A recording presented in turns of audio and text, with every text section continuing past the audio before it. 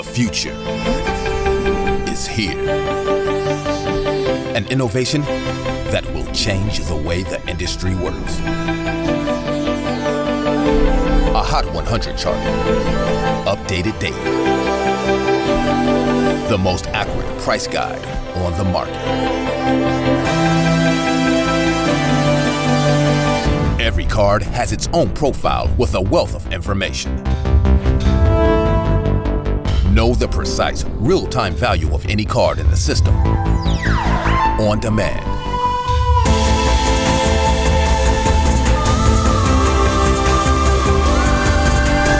You now have the power to unlock the secrets of the hobby.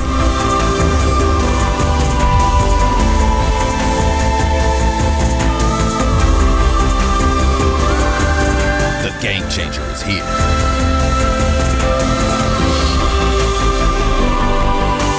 Card Ladder.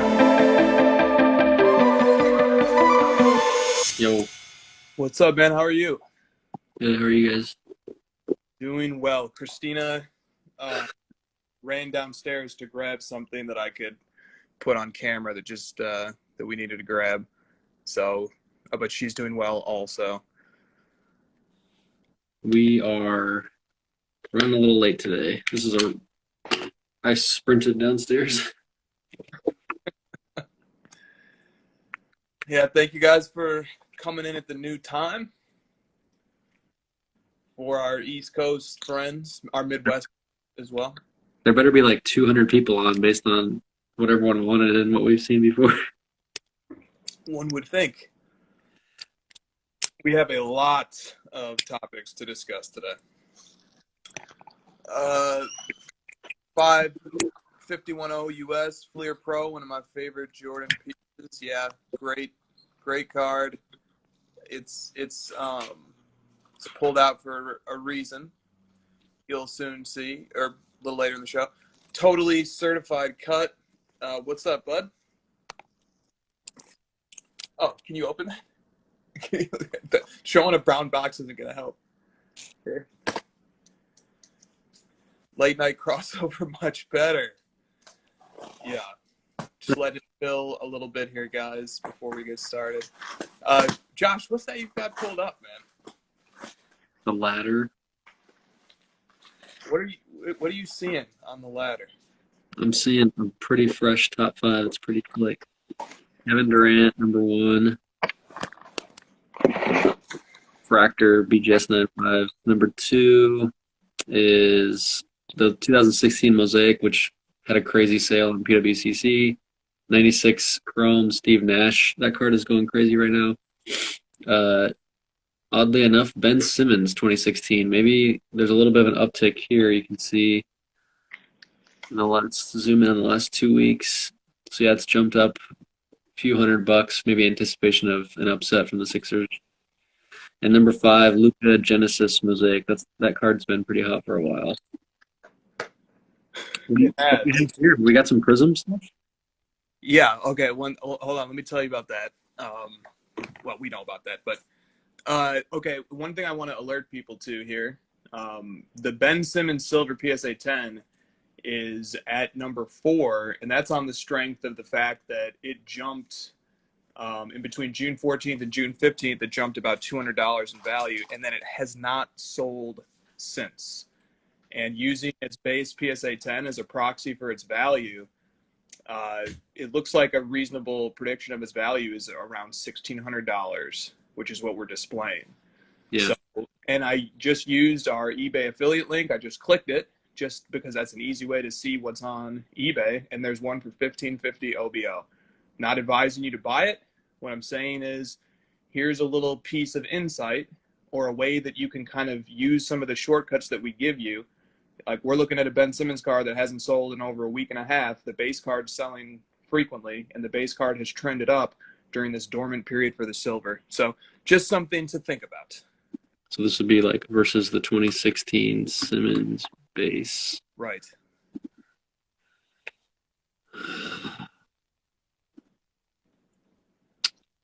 So the silver popped up a little bit. The base has been trending a little bit. Yep. And the base's line is going to look a little flatter because its movements won't be as noticeable on a chart of that scale. But the base is trending up right now, and you can see there's a gap since the last time the silver sold. Yeah, we almost need a logarithmic scale, right? It would help. It would be a different way to look at it. But you can also, like you're doing, you can just hover over the points. Because this is showing it went from 320 to 365, and this one hasn't sold in a while. Exactly. So just food for thought. There's little Easter eggs like that kind of littered throughout the sports card market. And yeah, it's fun to try and find them. Okay. Fun. All right. So welcome all to the crossover episode, lucky number 7 on this Friday afternoon. And here's our first topic cluster. Tea with Gary Vee recap. So we've been very busy lately, but I put it on the background. I want to just play for you a couple things Gary said, or repeat to you a couple things Gary said, get some reactions going here. So Gary said, first of all, I think you'll love this. He said, I don't know if I've ever had a better time in my life than when I went to the National last year. A better time in his whole life. The best time was the National last year. I think you could probably put some perspective on that yourself, being that you were there too. I've heard him say that a few times. He said it to me while I was there when I talked to him very, very briefly. He said, this is the best time of my life, which is saying a lot. I mean, the guy's got, a big company. He's very successful. He's had a lot of things go well in his life. He has a family, kids. So that's a pretty outrageous statement, to be honest, relative to everything else he's done. So I think it just kind of shows you how much fun cards can be when you're knee deep in it and in the middle of it. Especially at national, when it's that's all you're thinking about and there's nothing else to talk about or do other than cards. So I think that's probably what he's referring to, is just kind of the nonstop action that he was seeing, because he loves the whole grind thing, and national is that's all it is. There's no stopping. There's no breaks even. For sure. And I forgot to say what this is. This is a box of 2019-20 Panini Prism. This is a cello box. It's got 12 cello packs. So lots of great parallels and stuff you can hit in here of Zion, John Morant, etc. We're giving away, each pack is worth about $45 to $50. If you try to buy them on David Adams, they're about $60. We're giving away 1 pack a day to anybody who participates in Coffee and Card Ladder. And all that is just in the morning sometime, just post a picture of yourself with your coffee mug browsing Card Ladder and tag us. That's all you have to do. You get entered. We've already given away 2 packs. We're going to be giving away more packs, a pack a day until June 30th. So that's why I'm displaying this box, to entice you all to browse with us Card Ladder and Coffee every morning. Not really that we need any more people right now. We've got a lot, but still we want to give back. And we want to do it in a fun way. Okay. Here's another thing that Gary Vee said on his T. And, this is a hobby event for sure, because this is the first time Gary is talking publicly about the hobby in a while. And, we have to pay attention to what he says, because it turns out mattering quite a bit. Like you said, the Kevin Durant card was number 1 on the ladder today, according to the 14-day trending algorithm. Gary, here's something else Gary said. Somebody asked him, he said, Gary, what was your biggest flip? And Gary said, I haven't flipped anything yet. So what do you think about that? Well, it's probably smart. Everything that he was buying up early, if he would have sold any of it, he would have lost money by now, just because everything he's bought has gone up so much. He's said it a few times, but he's long on this. He's planning more than just a year or 2 years. I think he's talking about, holding much longer, 5+ years, 10 years. So, if he's going to do what he says, then he should be holding a lot longer. And I think a lot of us feel the same way. With all the momentum and everything going the way it is, it seems a little silly to sell a lot of your stuff right now. There's no indication that it's going to go down. So I don't see the point in selling right now, at least, especially given that we're playing with house money right now. A lot of us, we're all so much in the black that what do we have to lose? Yeah, well said. And, because, we were talking about how much fun the National is, how much we love doing cards, just how much fun the hobby is. And So we want to be really responsible, I think, is one interpretation here. If we all want to continue to enjoy this hobby for like the long term, which I think we all do, let's just be responsible. Let's never lose our heads. Let's never, indulge in too much FOMO, get too panicked, get too concerned about missing the boat. There's always opportunities to find value. You don't have to follow the leader. Although I can see, if you would want to as a strategy, I'm not condemning that strategy or anything, but just never lose your head and never lose your cool and always have fun. And that's how we're going to be able to keep this thing as a long-term fun project. We all have a responsibility as collectors to set the tempo and to, show people how to be responsible. And that was a theme of Gary's talk. He said, look, like if I don't know about something, I'm not going to pump it. I'm not going to talk about it. In fact, that kind of ties into a quote that he had. He said, I'm not trying to pump and dump. The next time I say something, I'm thinking about disclosing how many copies of it I have.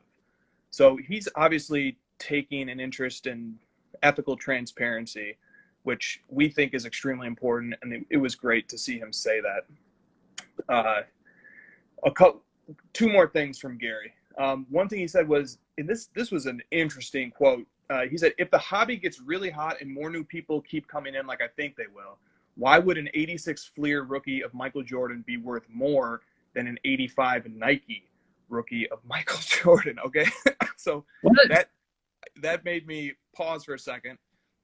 But what he's saying is that like people are coming in without any biases or, knowledge of what sets and cards matter is the implication of that. And that concerns me a bit. I'm not sure I agree with that. I think history matters quite a bit. But I could see where he was coming from. Yeah, I don't agree at all. I mean, the Fleer, everyone coming in knows what that Fleer is. There's no way that you would even get involved even a little bit if you didn't at least know what the 86 Fleer Jordan is. I mean, maybe what he's saying might apply to something else, but definitely not that example. That's a bad example. Agreed. Last thing, somebody asked Gary, do you prefer established players or prospects? And his answer was established. And he said, if Jaren Jackson Jr. gets hurt, then his market goes soft. But it'll be very hard for Kobe Bryant rookie cards to not be worth more in 20 years. What do you think about that? Yeah, I mean, that's what I've been saying for years, 100%. It's not even if Jaren Jackson gets hurt. If he continues at his current pace, he'll go down. People will get bored of him. Yeah. He has to lead a team to a championship and make multiple all-stars in order to go up at this point. He does, and so much rides on the smallest of factors. So Nikola Jokic, I'm a big fan of Jokic, but his cards have absolutely gone, berserk in the last few weeks as people obviously are prospecting the return of the NBA and how he's going to perform. Well, guess what? Jokic just tested positive for COVID. And we don't know if he's going to effectively self-quarantine and return to the NBA in a healthy state or not.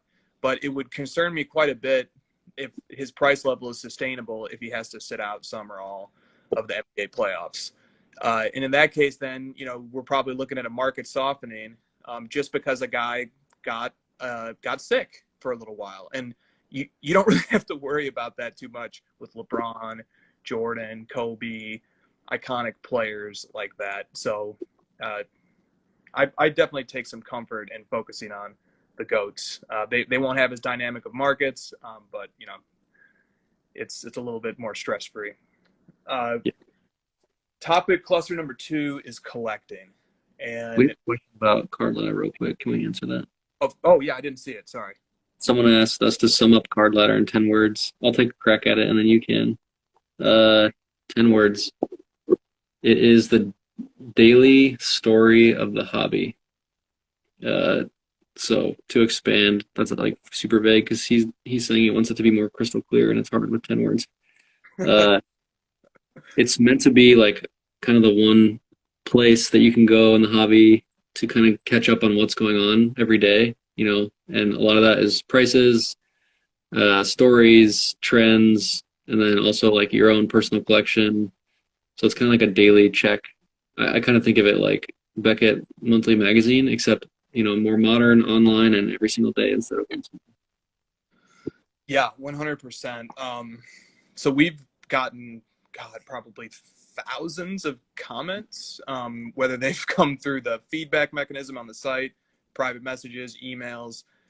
It's definitely in the thousands. And okay, I'm already over my 10 words, but the thing that I've seen consistently with people is that they really enjoy being able to look at the news feed and see relatively concise sum up of like all of the news that happened in the hobby, because we can, Card Ladder can tell you the story of the hobby through interpreting data. That's why we have algorithms that objectively measure the performance of every card, so that you can look and see which card got hot, which player got hot, which set got hot.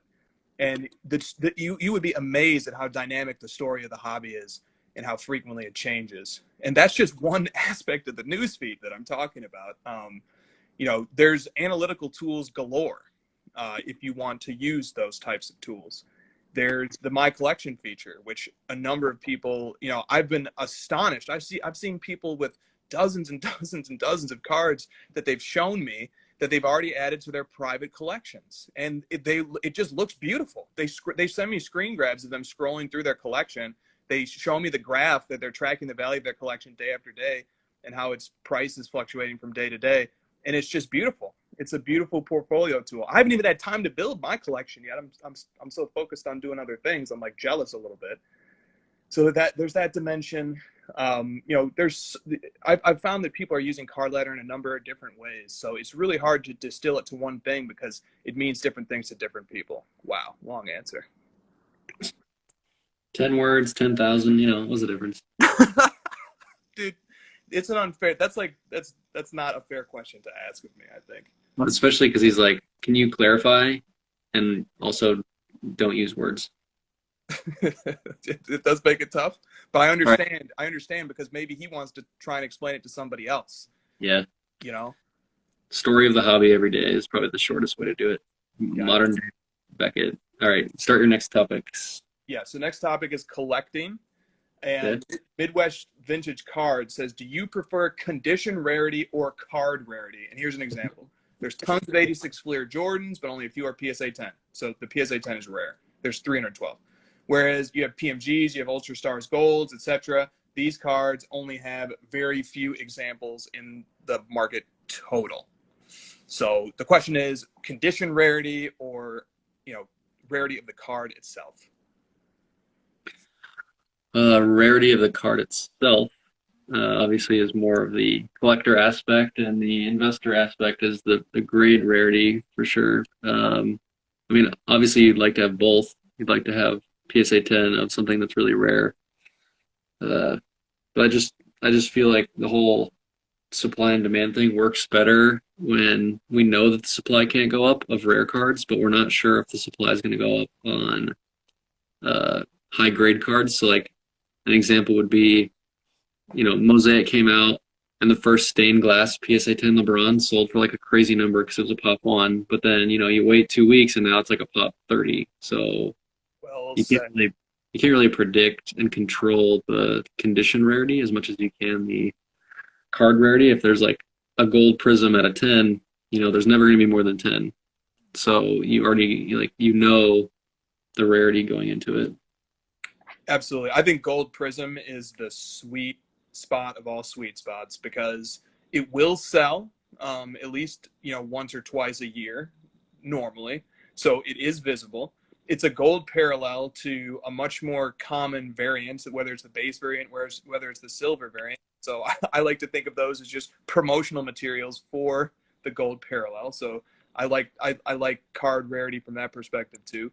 And you can actually grade golds well also. So I saw Frankie, I saw Sweat 47 make the point that, both they like card rarity and they like, grade rarity or condition rarity. And if you can get both, then you get, then you're getting into that parabolic return scenario, which we see happen. But to give my simple answer is definitely card rarity all day long. And card rarity, I very rarely see rare cards retreat or have too dynamic of a market when they come up for sale.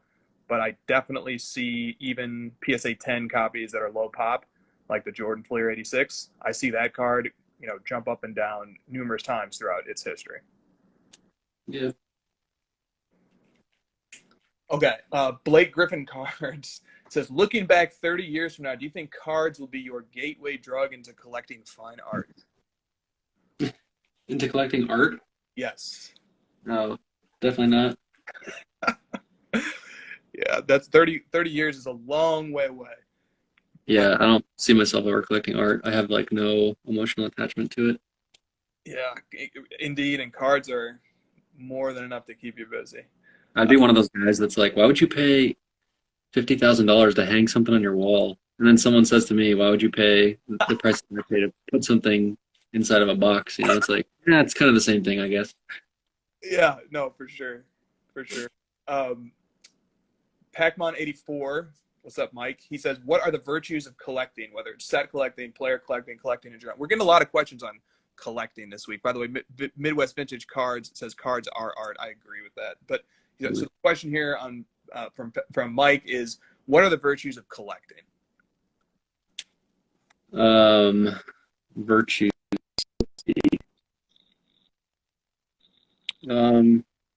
I think the biggest thing about collecting is that it's just like it's about you and it's what you like. And it's kind of like your story for your own personal interests and things you enjoy in life. And your collection should reflect that. I think that's probably the number one thing. It's just like what do you enjoy? What do you like about cards? Because I think the opposite of that is investing, where you own cards that are popular, high grade, and lots of people have those cards. So I don't really know much about you if you're just investing in high grade stuff. But if you're collecting, I can tell what kinds of cards you like to look at, what players you enjoy, etc. What like rare parallels you like, stuff like that. Yeah, I agree with that. And collecting has an expressive dimension to it for sure. It also requires more knowledge, and it's more of an intellectual challenge to have to build a collection, to seek out pieces that you're missing. And what happens is if you get a handful of people or more who are collecting the same thing you're collecting, those markets are always much hotter than the markets for common, highly visible, iconic cards. Yeah. So the collecting mindset is the best of both worlds if you strike on the right things and you just naturally gravitate to things that other people are naturally gravitating towards as well. Yeah, that's kind of something you and I have tried to expose through the ladder, and like what cards we choose to put in here and what cards we put our time into, because you'll see the kind of like PSA 10 LeBron Chrome stuff in any tool. That's like the first card you're gonna find, but we were hoping to have a much better mix of stuff that you might not find anywhere else. Cards that like you may not own personally, but if you see them, you think, hey, this is kind of similar to stuff that I would collect, or stuff that interests me that I don't see anywhere else. I can use that as a baseline to value my own stuff, and hopefully one day they will add my stuff. So that there's like this, inkling for everyone to have every card they've ever owned in the system of the ladder. Well, that's great, and that's something we're striving for, and we're trying to get there, and we will.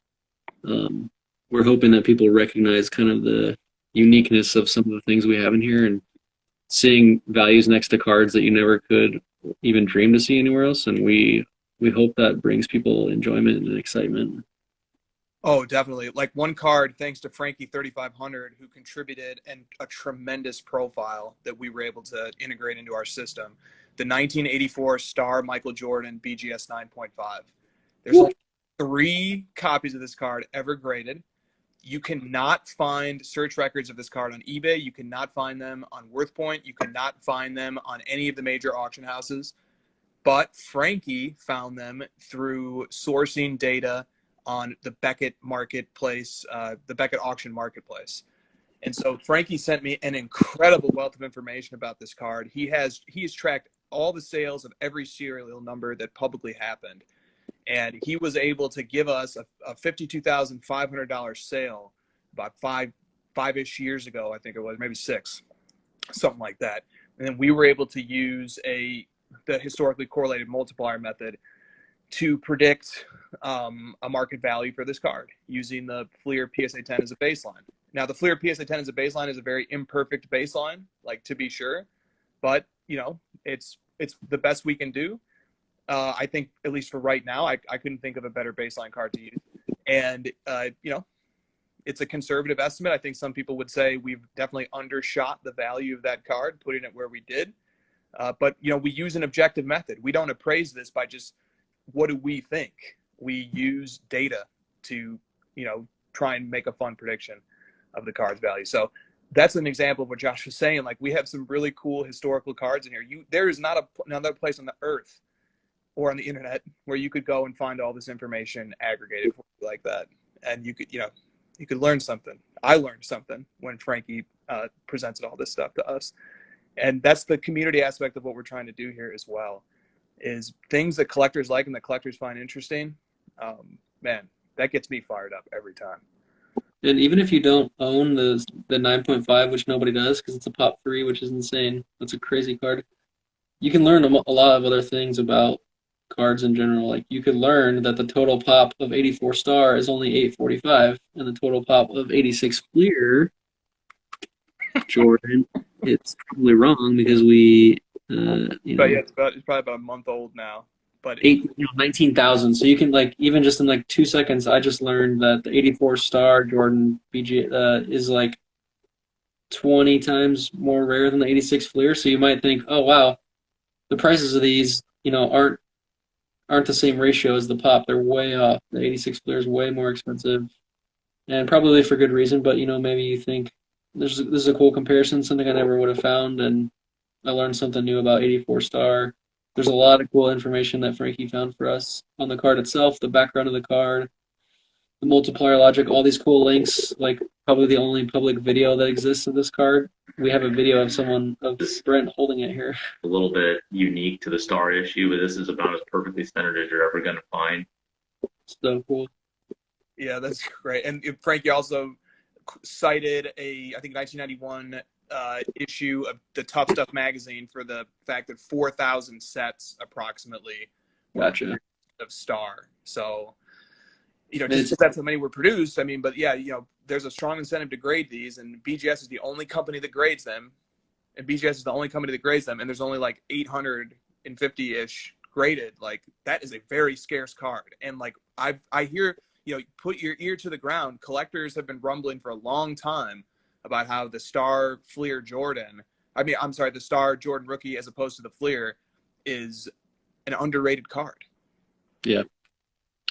And this is kind of the parallel to Beckett back in the day, where they would feature rare stuff and they'd have like rankings. You'd go through Beckett magazine and you'd find cards that like you barely knew existed. You haven't seen them in your local card shop. There was no internet back then. So when you saw it in the Beckett magazine, like, oh wow, there's a green PMG I didn't even know that existed. We kind of hope that people find that kind of stuff within here. Like, oh, I didn't even know that there was a 9.5 Star 84. So you can kind of stumble upon rare stuff as well. It's kind of interesting. You sure can. Okay, Chasing Exquisite has a fun. Oh, Sparky says, "How can I get card ladder unblocked at my workplace?" I don't know. If you figure out, let us know, man, because we've gotten lots of people telling us that it's been blocked from their work. I might need to change some of the metadata on the site to be like more work appropriate things, like, oh, track your daily finances instead of sports cards. See if that can help everybody out. Yeah, I don't know, man. But you guys shouldn't be looking at card ladder at work anyway. Get your work done, get home, and then enjoy. Okay, Chasing Exquisite 03 says, what cards have you kept the longest and why? Or maybe you could just give one. That's why I'm displaying this card. The 1991 Fleer Pro Visions Michael Jordan. I bought this within the first few months of returning to collecting, going on over 4 years ago now. Back in the early glory days, I was too tepid and too scared to even spend more than $20 on a card at that time, worried about if it would get shipped to me, all the typical worries that you have. So I just focused on picking up, PSA and BGS 9s of like cool Jordan cards that I liked from when I was a kid. And boom, there is my submission for the card I've had for the longest. I've had that one pretty much my entire duration of return to collecting. It's mostly my penny stuff that's like in my binder, but like high end, this one right here, the 2008 Gold Refractor, I bought this like 2.5 years ago, and it's seen pretty crazy growth. And I feel like I could have sold it a few times, but I just don't want to. I just love that card. I've had it for it's like one of the first high-end cards I bought. I just love that thing. Nice. Love it. Okay, new topic cluster. Now we're going to talk market for a little while here. 3Co LA says, what happens to cards if the NBA cancels its restart? Dude, honestly, I don't know. I feel like it's just gonna keep going up. Like it went up a lot when we got canceled out of nowhere, and now we're like half expecting it to happen. So it's like unexpected, and it still might go up.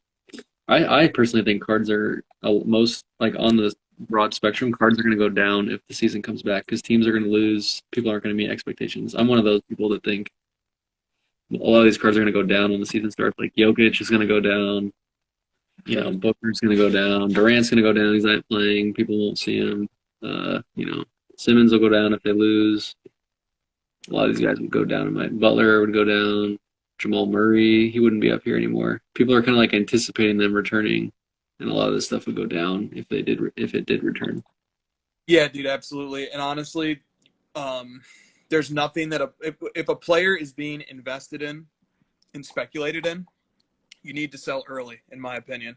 And because nothing can actually meet the potential that people are eagerly buying into. And the paradigm instance of this is even after Patrick Mahomes won Super Bowl MVP, his cards lost half their value the following week. Okay? So literally, you know, I love Luka. But people are definitely investing in his cards right now. That kid, if he went on to win the NBA MVP, just like Mahomes did, you know, you would probably, this is just a speculation here, but using Mahomes as a case study, you would probably see his cards lose value. Okay, Yeah. Which is crazy, but you have to understand the dynamic of how investing works, and you want to sell that stuff early rather than later, in my opinion. If the season gets canceled, I think LeBron stuff will go down because people were anticipating him winning another ring, and he probably had the best shot of winning a ring of anyone that we're talking about. So I think his stuff would probably go down if the season is canceled. People would be pretty upset about that. They would. And for an all-time great like LeBron, that's amazing news to collectors because then you get a little window again to maybe get some LeBron cards at a price that might not be available 3 months afterwards when we're getting ready for the next. Yeah. So, okay. MC Basketball PC says, what have been your best Zags to jump on recently? Zags. I've been buying a lot of football, as people have seen. I've been buying a lot of Lamar Jackson. Nice. His stuff's getting pretty hot right now, though, so it's not a great Zag at this current moment. I was buying like these pre-panini, or sorry, like pre-current stained glass, like the OG ones. These are cool. I haven't been buying much recently just because I've been so busy building the app, but some other Zags. I haven't done any of the I haven't looked at vintage yet. We talked about vintage as a cool Zag right now with all the hype around the season returning. I think I probably would like to look into vintage more. That would be a fun Zag. And then I still think like the exquisite stuff of like Hall of Famers that aren't really at top of mind right now are going to be big soon. Like Magic Johnson's got the doc coming out. That stuff will be huge. Larry Bird, Kareem Abdul-Jabbar stuff is still so cheap.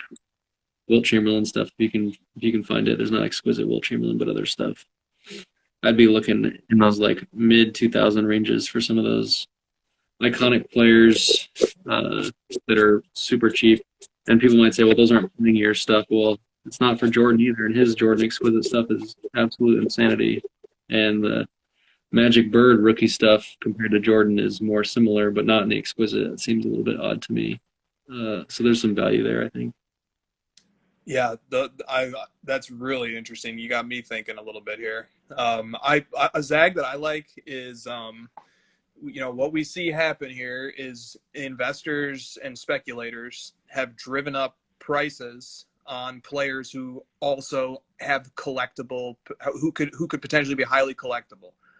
And that is a really interesting intersection of two different bases.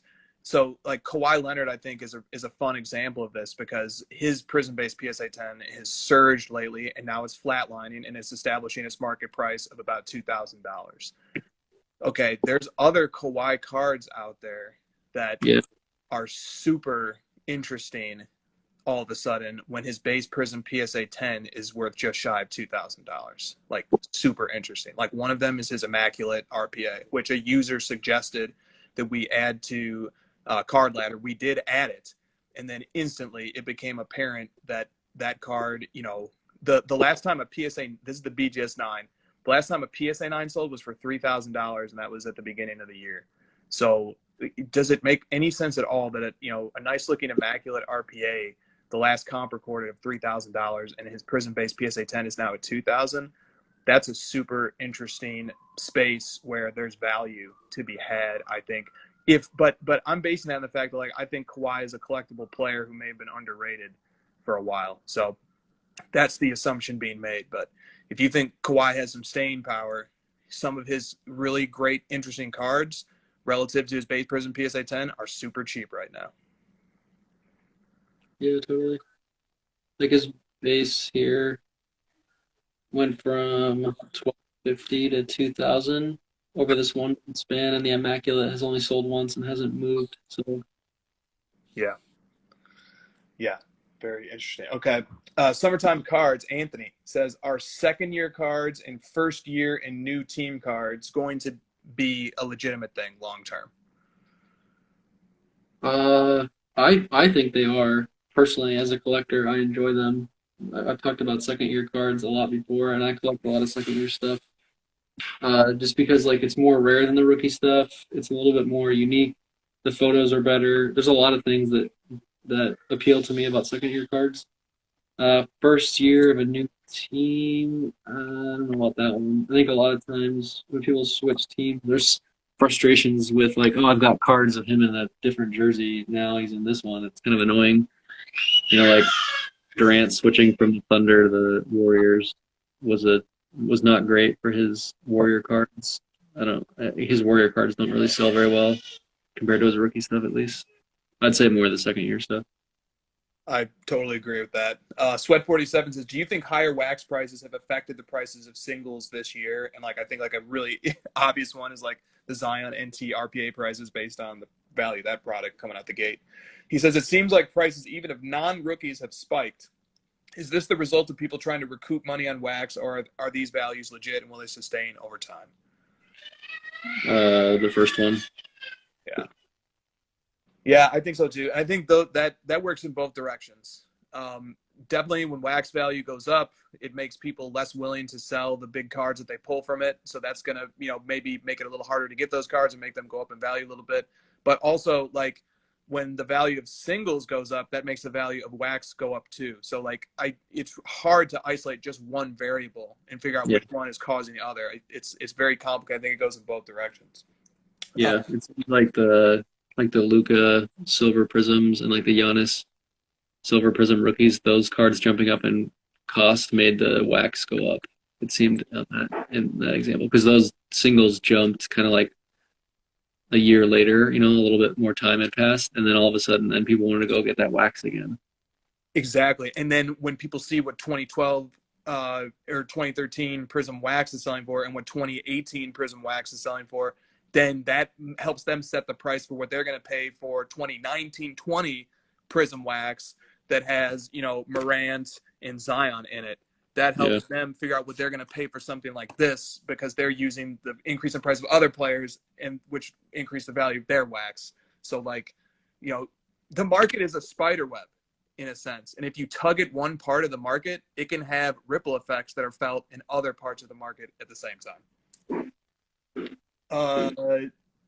Juju 26 cards says, what is the multiplier between PSA 9 and 10? Are 9s undervalued and 10s overvalued? Let me take a quick crack at this one, or put a disclaimer on it to say that, like, there is not a reliable PSA 9 to PSA 10 multiplier, because certain cards have much different ratios between how many actually grade out 10 and how many actually grade out 9. So you might have a very different ratio for like the Patrick Mahomes field level select PSA 10, which grades well. I think 46 of 56 copies in the pop report, if I'm not mistaken, are PSA 10. Like so like the 10, ratio versus the 9 is going to be different than, a card where there's only a handful of 10s and a bunch of 9s. Yeah. That's an impossible question to answer. It is. But, from the okay, so we just added Luis Robert's 2018 Bowman Prospects Chrome. We added a PSA 10 and a PSA 9 to the ladder yesterday, and then they showed up in today's charts. And the PSA 9 cracked the top 10 of the charts on its very first day. That's very, very hard to do. Very hard to do. And the PSA 10 was sitting in the 50s on the ladder chart. So like there's a great example of a PSA 9 doing extremely well, much better even than his PSA 10 counterpart. So there is value in PSA 9s, especially because there's more people who can afford PSA 9s, but the countervailing interest there is that PSA 10s are more desired. So yeah, I would say like on the whole spectrum, 10s tend to outperform over the long haul than a 9. I agree with that. Wade Zoe wants to know what's the latest on SGC versus PSA and BGS prices. And, SGC has held its own. If you look at like the SGC 10 Zion base versus the PSA 10 Zion base, SGC is of course selling for less. And I'm talking about the SGC 10 Gem Mints, not the SGC 10 Gold Label Pristine. But the SGC 10 Gem Mints is selling for less than the PSA 10. That's probably going to remain that way. But you see, there was a period of time in it that's right during the thick of the COVID moment when PSA had closed its doors that SGC 10 was threatening to overtake PSA 10, and now SGC has closed the gap, but PSA 10 kind of still I think is viewed as the premier investment piece. Yeah, look at the gap right here. Yeah, exactly. But past it for a little bit. So we're starting to get towards the end here. Okay, next topic cluster I've called this miscellaneous. Lameme James says, could you guys discuss rats at Panini chewing on National Treasure's edges? And what he's talking about is a lot of the RPAs that have come out of this year's National Treasures basketball in particular have a lot of edge wear. And, we know Kevin Hake at Panini, who has appeared on Christina's Corner and is an amazing guy. And he has explained to us, on many occasions that it's out of Panini's control to a certain extent because sometimes cards have to get shipped to players, and then players have to take care of them properly and then get them back to Panini. And so cards can get handled quite a few times before they ever even get a chance to see it in the pack. So, yeah, we've seen the video of Darren Fox literally chucking cards around. Right. Exactly. Okay, so 90s B-ball cards real quick says, how about PSA 9 versus BGS 9? Is BGS 9 undervalued? Well, if you operate on the assumption that you're getting a card of equivalent value, whether it's a PSA 9 or a BGS 9, the only difference is the case on the outside. And what matters is the condition of the card inside and not the brand that's on the case on the outside, then the answer is yes. But I think the brand that's on the case matters right now. Yeah. So, tricky question to answer. And I've had several PSA 8s turn into BGS 9s, almost every time. Just as an FYI, PSA is really tough. Really, really tough on some of the rare high-end cards when they get them, especially recently. And when I don't get the 9 with PSA, I send it to BGS and I always get 9. Because, BGS has the ability to pull a card from an 8 to a 9 based on its overall average of the 4 subs, whereas PSA is going to pull it down to the 8 if it has anything that's an 8. So if you've got centering that's an 8, but everything else is perfect, you're getting a PSA 8. And if you've got centering of 8.5 with BGS and everything else is perfect, you're going to get a 9.5. So I think people are smart enough to realize that the like average of the 4 subs helps pull cards up more frequently than PSA does. Great point. Jordan Hagedorn of For the Hobby says, can you compare and contrast the 2000 era to the current era of sports stars? So, for example, 2000 era, he has in mind NBA, Kobe, Brady, Griffey. And the current era, he has in mind Trout, Mahomes, Zion, Luka. And I think he left out LeBron because LeBron's kind of in between the two. But let's, if you take LeBron away, suddenly the star power gets a lot less in that new group. So let's just put LeBron in there with them too. LeBron, Trout, Mahomes, Zion, Luka. Even though I see what he's saying, but compare that 2000s era to the current era. Compare and contrast the sports stars. It may make for some interesting parallels. They seem very similar to me, to be honest. Like you've got your top heavyweights carrying kind of the mantle. You got Kobe in the 2000s and LeBron in the 2010s, and then you've got like decent supporting cast, and then you like trickle down. I don't really see too much of a difference, to be honest. Am I missing something? No, I think that's what he's getting at, is that there's like some really interesting parallels between where you do have like, top heavy, dominated sports. And like, I worry a little bit about, hopefully LeBron doesn't retire anytime soon. But I do worry a bit about who becomes that kind of unquestioned best player in the league when LeBron leaves, because it is like kind of important to a league's narrative that it has that sort of that top dog, that number one guy. Just like boxing, you got the number one ranked fighter. You need like some clarity as to who's the number one guy, and if it's like a very dominant superstar who has a good chance of going super far every year, like that makes it really, really fun. On the other hand, people like parity in sports. That's maybe one of the reasons why they like football and the NFL, is because lots of different teams have a chance to get deep every year. But having those superstars, the Mahomes, the Bradys, I think it matters a lot. And I worry a little bit about the NBA when we lose LeBron. Yeah, the team parity matters, but the superstar disparity matters just as much, more. Like people watch NFL because every team has a shot. They also watch it for the superstar quarterbacks. If you watch the Sunday night football primetime games, it's always a superstar quarterback. Yes, it is. Sweat said talent in all sports is much deeper. I agree. I think the overall depth right now is more apparent, and they're like the health of players is better. The conditioning and strength training is better than it used to be. So like the overall competition and depth is better, but the parallels are there in the top echelon where you've got like the different tiers up top seem to be a nice parallel. For sure. Okay.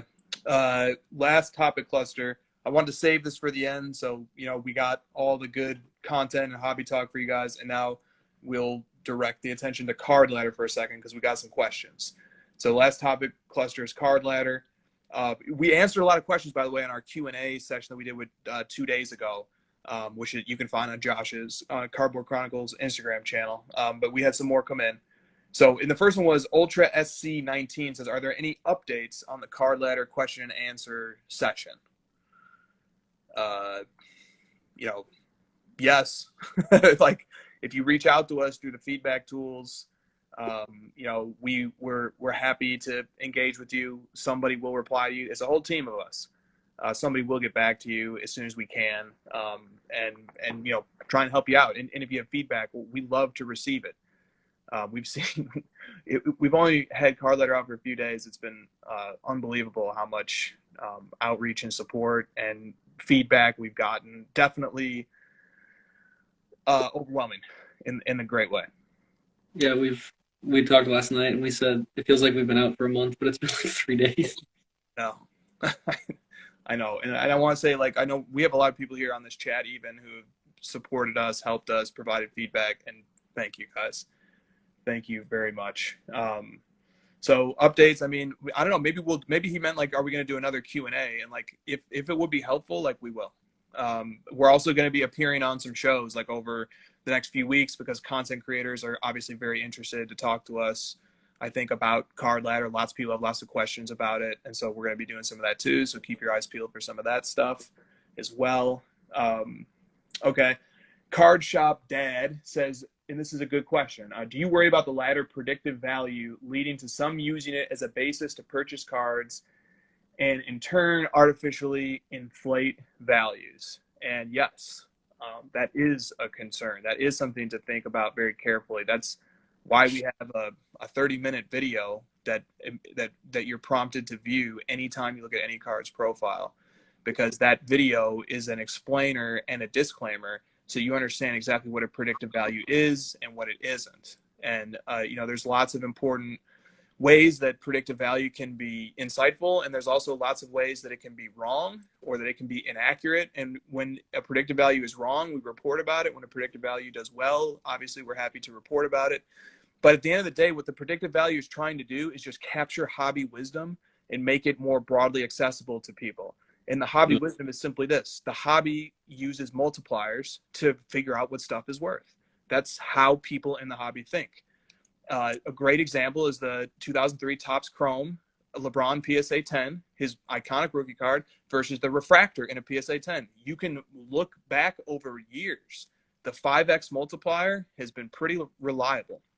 Sometimes it's closer to 4 or 4.5. Sometimes it's a little more than 5. But it becomes pretty clear that whatever the mechanism is, that card is around 4 to 5 times the value of the base PSA 10. And we help make that explicit. Another thing, a lot of people have said that to me as well, that they're a little bit nervous about it, and I totally understand that. Another thing to think about is that a lot of Instagram and a lot of YouTube content right now is people trying their hardest to move a card's value up that they own a lot of, and what they'll do is they'll say, this card sells for $5,000 all the time. It should be worth $7,000, which is a blanket statement from someone about what they think the value should be. And what we're trying to do is combat that as well by saying the $7,000 isn't a guess out of our mouth because we own a lot of it. It's a number that come up through mathematics. Yes, it has. And we're trying to bring a scientific, empirically verifiable approach to something that is, Josh, I couldn't agree more. It has become a very subjective art that is subject to extreme bias in favor of oneself. So if you remove, you can screen off a lot of the potential for bias if you develop a method that you equally apply to all instances and that you accept the results, whether it's in your favor or not. So one interesting example of that, now raw base cards can be very difficult to use as proxies for the growth of the PSA 10 version of the same card, because you can get really rapid, really wide fluctuations in the value of the raw card because the condition can vary. But even taking that into account, like Card Ladder right now is saying that Kawhi's Prism PSA 10 might actually be a little bit overvalued. We have Card Ladder's algorithm is saying that it's overvalued right now because of the value that the base card is at. So we're just using the base as a sort of proxy to indicate what direction the PSA 10 might go in. And then if you start digging around on this card's profile, you kind of start to see other indicators that, hey, this card is hot. Like, for example, it sold 11 times in the last week. You can see that on our ROI table. The week before that, it only sold once. So when transaction volume starts picking up like that, and then you combine that with the fact that the value of the raw base card is going down a little bit, that should maybe, you should think about that. So that's kind of what we're trying to do with predictive value, is give you things to think about. And so, that's the other side of the coin. To Card Shop Dad's excellent question, is that we're not saying everything is undervalued. There's plenty of cards that we're saying are overvalued too. So we're trying to make this, I talked to Dr. James Beckett on my little Conversations with Chris thing that I do this week. And he said what he tried to do with Beckett, the reason why BGS added subgrades, they were trying to make something subjective a little bit more objective. Maybe that's a decent way to think about what predictive value is. So when you look at a card's profile, you have its market value, which is simply its most recent sale. You have its predictive value, which is us just using multipliers to try and give some insight into it. It's like we're adding subgrades to the card's market. Here's a couple of different subgrades for you to think about. Yeah. And there's another good example, the 2018 Lamar PSA 10 silver. I have a lot of Lamar Jackson cards right now. I would be all for Lamar Jackson cards going up forever, but that's just not realistic and it's not sustainable. Like the silver PSA 10 went to 5,000 this week. That seems a little insane. You know, it's like a really rapid rise. And there's two ways to look at that. Maybe you think, well, there's got to be value in other stuff if his silver's taking off that much, or maybe his silver took off too much and some of the other stuff is more realistic. It could go either way. We are thinking based on what the base is doing. Let's see, we have it against the base, right? Yes. So based on what the base is doing, it seems to make more sense that it's overvalued right now. Yeah. And you know, a pattern that I've noticed a lot is that when a card sells for like a decent amount over its predicted value, like it did right there, it's almost always via the best offer or a bin. Very rarely when the card goes to auction does it like substantially overshoot its predicted value. Card art 42 said analysts and stocks have targets, but it's not a guarantee. The multipliers similarly provides market direction. Yeah, I heard someone say that like our predicted value is like insider trading for us. I equate it more to the stock target, like card art just said. That's a great example. And we're not even the ones giving the target. We're the ones giving the math on what the target spits out at the end. Yeah, well said. And if you find this interesting, in Card Ladder, we give you the full functionality to easily do this yourself. So you could, if you say, man, Card Ladder, the multipliers you're using, you know, I see that they happen in history. I see how you got to them, but I think they're wrong. I think you should change one. You should bring in a different one. You can make your own profile of the same card in your collection, and you can quickly generate multipliers. You can pick a different baseline card. You know, you could come up with a prediction of your own. We give you the software power to do that. We try to make that as easy for you as possible. You can do that all through the My Collection feature. And I would love to see if somebody comes up with a really good predicted value that makes more sense than ours. Like you and me can be best friends because if you're on that level, I'm really interested to see what you have to say and what you're thinking about. So we're running low on time here. There's a couple more questions, just kind of card ladder, multiplier ratios. I think this is obviously a topic of interest to people. Just explore, guys. And when you're adding cards to your collection and you're messing with multipliers, like understand that this is kind of sophisticated a little bit. Like it is trying to capture hobby wisdom, but it is a little bit sophisticated too.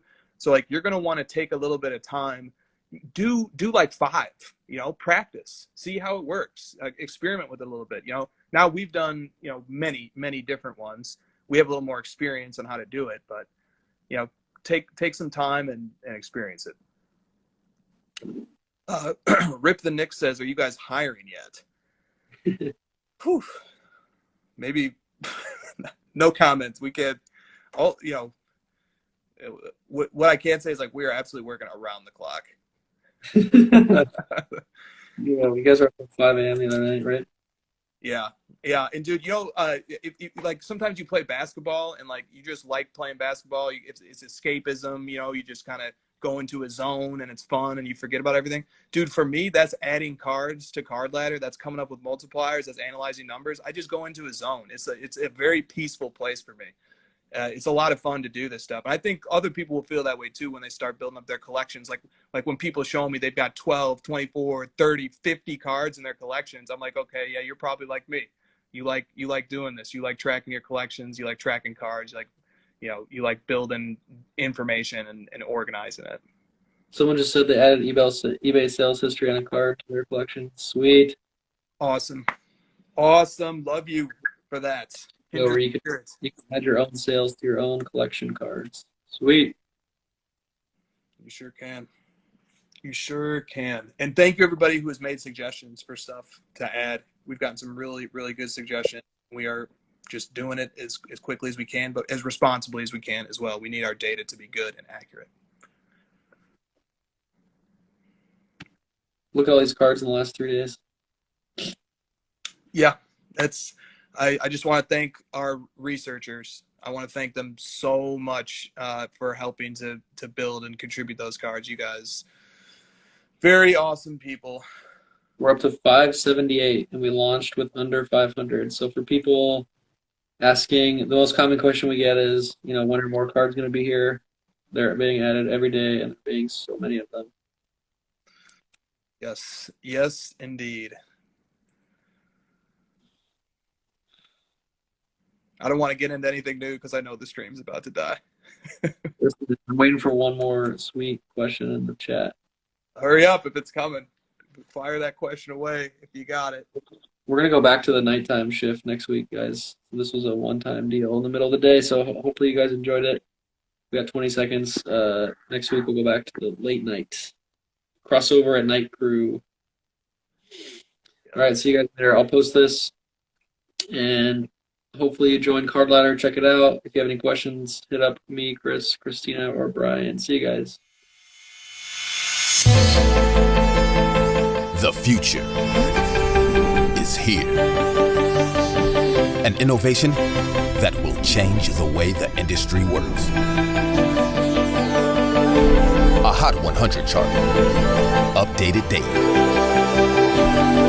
The most accurate price guide on the market. Every card has its own profile with a wealth of information. Know the precise, real-time value of any card in the system. On demand.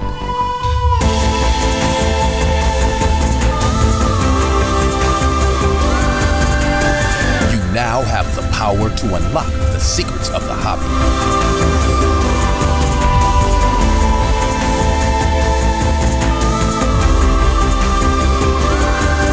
The game changer is here.